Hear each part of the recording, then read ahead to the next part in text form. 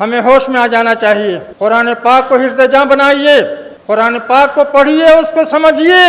ہر شخص کا یہ فرض ہے کہ قرآن پاک کو سمجھے. یہ علماء کا کام نہیں ہے. میں تمام علماء کی طرف سے آج یہ معذرت کرنا چاہتا ہوں کہ اب تک انہوں نے عوام کو دوسری کتابوں میں لگائے رکھا اور کہا کہ یہ قرآن پاک علماء کے پڑھنے کی چیز ہے. میں یہ کہتا ہوں کہ بالکل غلط ہے. یہ ہر امتی کا یہ فرض ہے کہ قرآن پاک کو پڑھے اور قرآن پاک اس کے جیب میں رہے, قرآن پاک سے اس کو محبت ہو اور قرآن پاک سے اس کو لگاؤ ہو اور قرآن پاک کی تعلیمات اس کو محفوظ ہوں.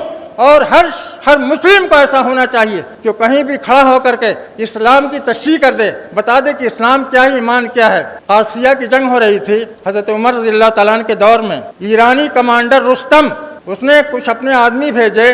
انہوں نے آ کر کے مسلم سپہ سالار سے یہ عرض کیا کہ ہمارے کمانڈر نے, ہمارے سپہ سالار نے آپ کے پاس ہمیں بھیجا ہے. وہ کہتے ہیں کہ 2 اپنے چنے ہوئے افراد ہمیں دے دیجیے جو ہمارے سامنے اسلام کی صحیح نمائندگی کر سکیں, صحیح تشریح کر سکیں. حضرت سعد بن ابی وقاص نے کہا کہ یہاں کوئی خاص بات نہیں ہے, جس کا چاہو ہاتھ پکڑ لو, لے کے چلے جاؤ, وہ تمہیں بتا دے گا کہ اسلام کیا ہے. ہر شخص عالم, دین کا عالم, دین کی بصیرت رکھنے والا, دین کا فہم رکھنے والا, دین کا نمائندہ, دین کا ترجمان. اللہ کے رسول صلی اللہ علیہ وسلم نے وہ امت تیار کی تھی کہ وہاں پر عالم جاہل کا مسئلہ نہیں تھا, پوری امت علماء کی تھی.